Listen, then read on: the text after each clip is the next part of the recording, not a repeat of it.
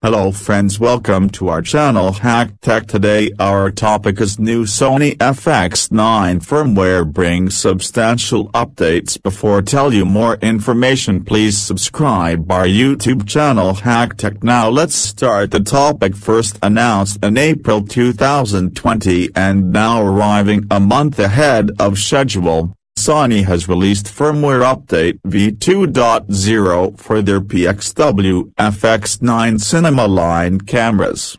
Firmware update v2.0 brings many great new functions to the Sony FX9.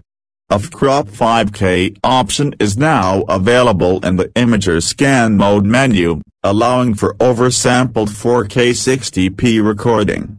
Plus, DCI 4K 4096 by 2160, can be shot in 6K, FFcrop 5K, or S35 4K imager scan modes.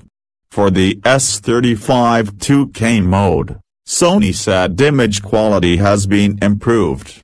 Finally, in FF2K mode, new 150 FPS and 180 FPS frame rate options have been added for slow and quick motion.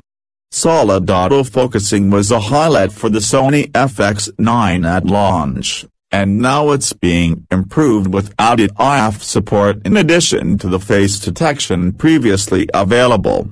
Further, there's new touch support for moving flexible spot or zone focus areas. F transition speed and F subject shift sensitivity is now assignable as a custom button. The Sony FX9 is now receiving 16-bit raw video output capabilities using the $2,498 XDC FX9 add-on. The camera can also now have user-created 3D LEDs loaded. And there's new hybrid log gamma HLG support for high dynamic range shooting. For information on all the firmware updates as well as links to the v2.0 download, visit the Sony Pro website. An updated firmware roadmap now shows that the free v3.0 upgrade will include S700 PTP remote protocol, center scan mode for super 16mm lenses, and before lens support when using an adapter.